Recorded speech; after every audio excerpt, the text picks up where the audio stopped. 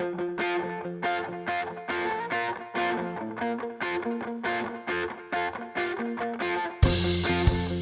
are listening to your new Puppies podcast, starting you and your dog off on the right paw. Here's your host, Debbie Salento.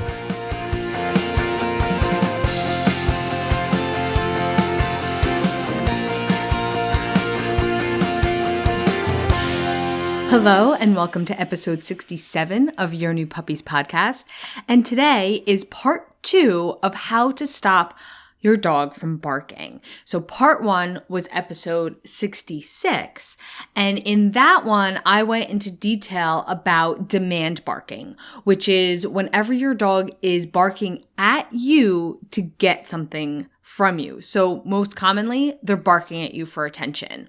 I also talked about if they're barking at you when you're trying to make their dinner, barking at you for a treat, barking at you to get up in the morning. I also, in that episode, talked about the different types of barking that I'm not going to talk about in either of these parts, mainly because I have other episodes on them. And I linked to those other episodes in the show notes. And the other thing that I talked about is 2 techniques that I don't use, which is barking collars or the quiet command. And I talked about why in part 1 as well. So if you want to hear about any of that, then you can head over to episode 66. But here in part 2, I'm going to go over alert barking. So this is when your dog is barking at some kind of stimulus. So pretty much when your dog's not barking at you. So if they're barking out the window, if they're barking at a sound, things like that. This is different if they're barking on a leash. That's one of the cases where I'm not going to talk about because I already have an episode on it, which is linked to in the show notes. And I'll tell you where to get all of that at the end. I'm also going to talk about a special case of alert barking, which is when it's fear-based. Like if they bark at strangers or if they bark at new things in their environment, because we want to handle that differently, and the first thing we have to do is recognize that. And it's super, super important to do that. So I'm going to talk about that at the end as well. So this alert barking where they're, barking at the things in their environment, especially, dogs, people, doorbells, sirens. This is the type of barking that really kind of manifests in adolescence. So I've seen it start as young as 5 months old, but usually it's around like 10 to 12 months. And this is where that instinct kicks in. Some dogs, it's gonna be more persistent than others, but any dog is going to find some kind of fun, satisfaction in barking because it's just one of those instincts that are like ingrained into them. So where in part 1, we talked about demand barking and that we ignore and disengage because we're giving them the opposite of what they want. They want something from us. Well, they don't get us at all. Here, we have to get in there and interrupt it. Otherwise, it's going to become a bad habit. And because they're not barking at us for something, that's okay. We're not reinforcing the immediate behavior.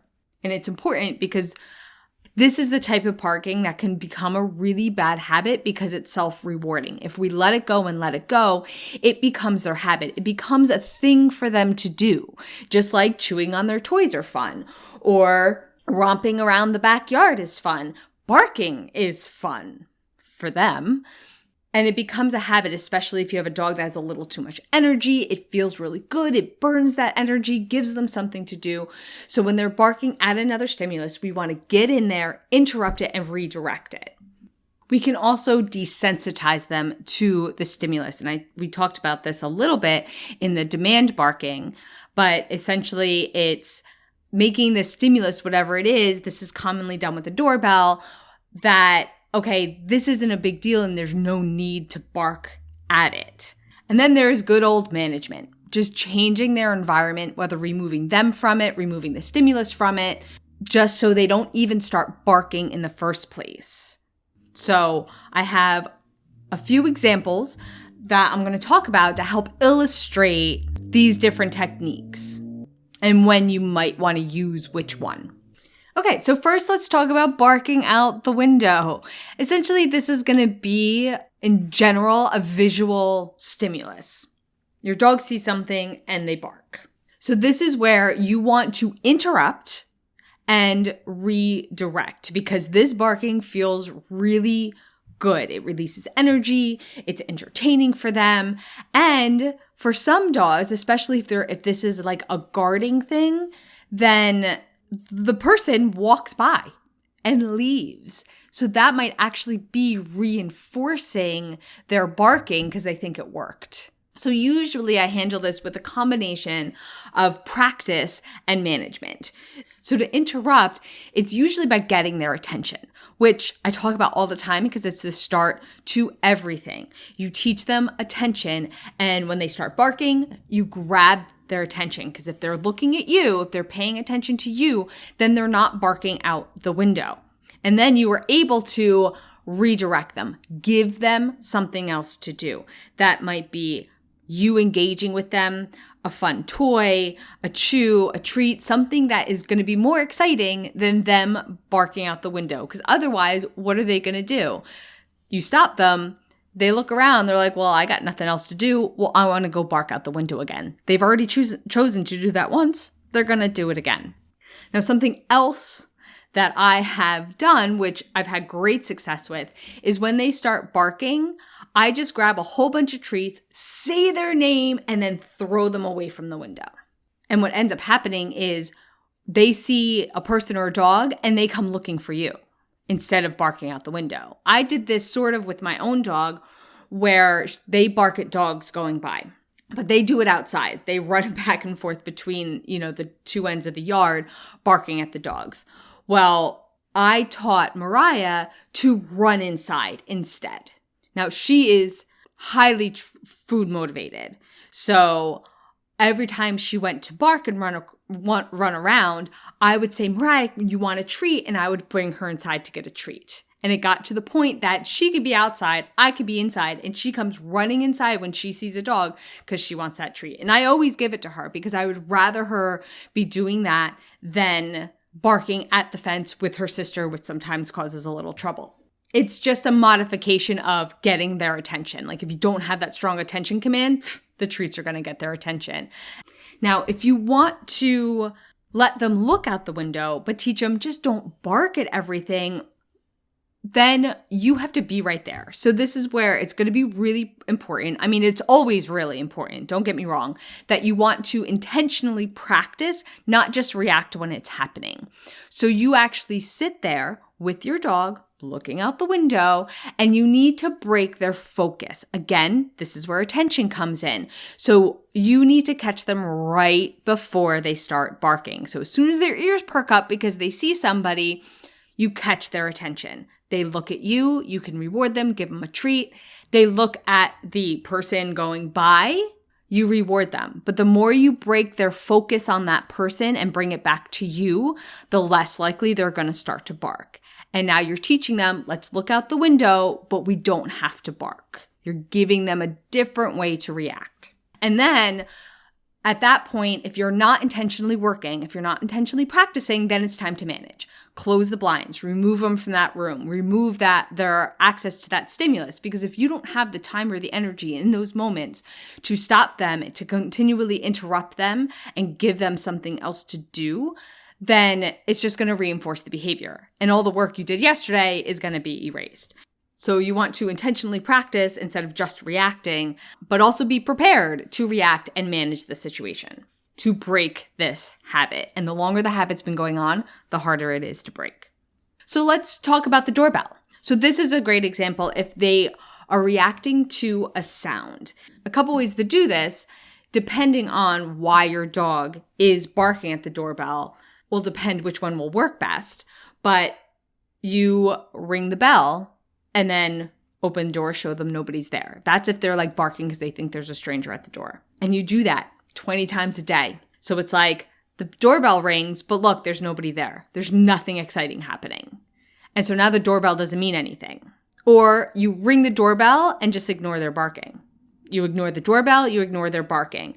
This isn't my favorite because they continually bark until you reward them for stop barking. It's kind of why I don't use the quiet command either.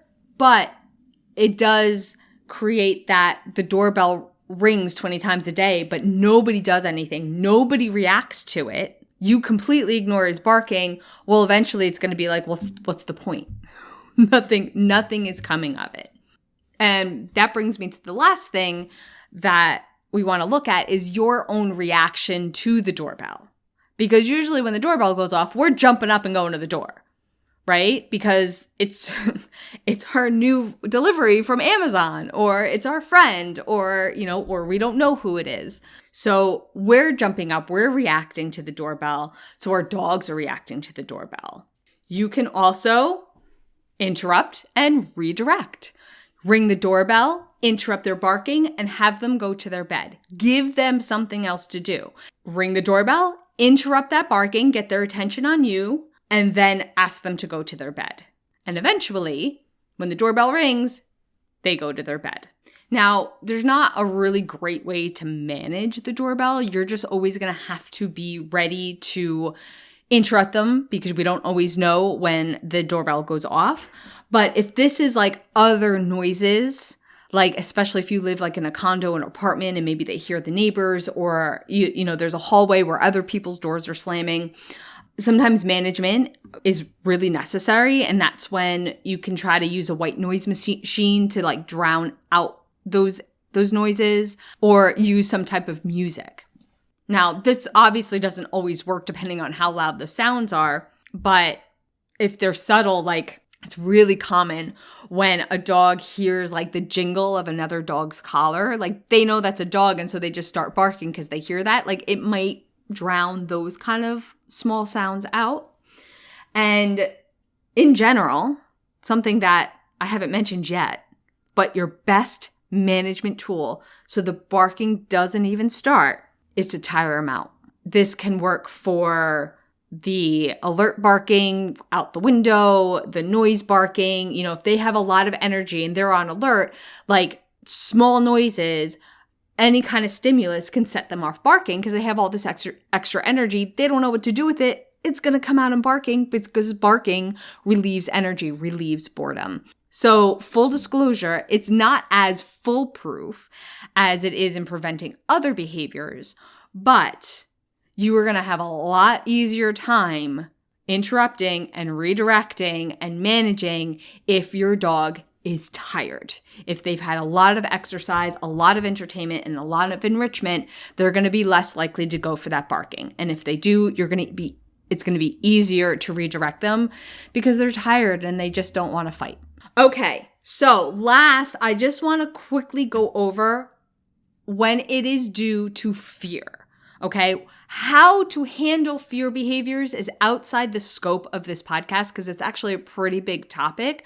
But what I want to do here is help you recognize that that's what it is, because then you need to handle it a little differently. This is where it is incredibly important, and I can't emphasize that enough, where we have to address the underlying reason for the barking and not the barking itself. I mentioned this a little bit in part 1 when I talked about barking collars, because if we just stop barking and we suppress it and they lose their warning system because they're barking because they're actually afraid or nervous or shy, then it's going to come out in other behaviors. It's going to make the situation worse. So we want to build their confidence or change their association with what they're barking at so they don't even feel the need to bark at it in the first place.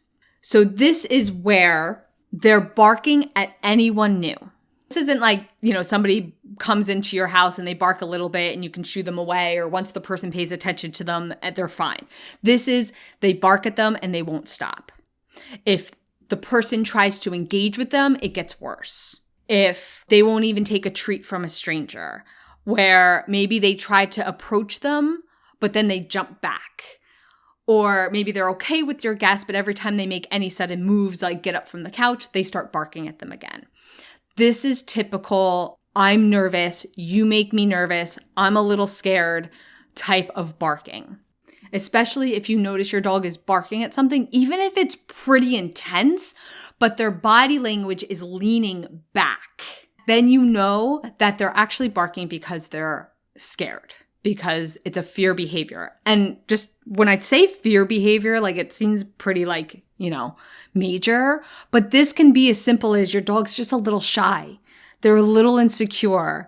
They're just a little bit nervous, slow to warm up. Like it doesn't have to be, I aggressively bark at every stranger or I tuck my tail and run. It can be these subtle behaviors that will cause them to bark. In fact, it's more likely that it's a subtle type of fear behavior because it'll be the type of bark that doesn't seem threatening, but annoying.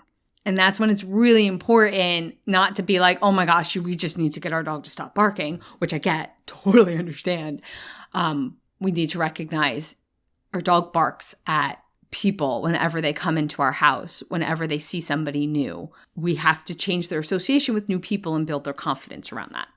So most commonly, you're going to see this with new people, but this is also like if your dog barks at new things in their environment. So they bark at like a leaf that came through or the branch that fell overnight or, the lawnmower that they've never seen before. If they always bark at new things in their environment, so it doesn't have to be people, doesn't have to be dogs, it could be objects, that's a fear behavior. That is, I don't like this new thing, so I'm warning everybody about it. That might be the harder one to recognize, but if that's something that you've noticed, then this is a fear behavior and you have to treat it like one. And it's going to be, just like with people, it's going to be about exposure and changing their association. So if we get lots of positive repetitions with new things, with new people, then we change their association to something positive. Oh, okay, I've seen these new things before. I've met new people before. Nothing bad's ever happened. In fact, good things happen. And that will increase their confidence and change their association, which is what we want to do. I do have 2 podcast episodes that can help you if you feel you're experiencing this. I will link to both of those in the show notes. It's going to be how to introduce a shy dog and socialization guidelines, because socialization is what we do to prevent this behavior from happening. That's the whole point of socializing when they're young. So I talk a lot about in that episode how to handle it when something makes your dog nervous and how to make sure it's a good association. So it is a very large topic, but the point I want to make here is to recognize that it's not just barking, that there's something else going on and we do want to address it. And depending how severe it is, this is where I recommend an in-person trainer because there's a lot of body language, there's a little bit of finesse to handling fear behaviors to make sure that we're not making them worse and to recognize them for what they are. Okay, I mentioned a lot of different resources in other podcast episodes, and I'm going to link to all of those in the show notes. So you go to playtimepause.com/episode 67. I will also link to part 1, which also has a lot of resources for this. It's just barking is such a big topic. It makes its way into all like the other little topics. So there's plenty of resources out there for you. And that is all I have for you today. If you're enjoying this podcast, you can rate and review it wherever you listen, and that helps other puppy owners find the podcast. If you would like to continue training with me, you can check out my in-person, virtual, and online courses at playtimepause.com, including my 4-week new puppy course, Your Perfect Puppy, which you can find at playtimepause.com/puppy. Thank you so much for listening. I'll be speaking with you soon. Bye for now.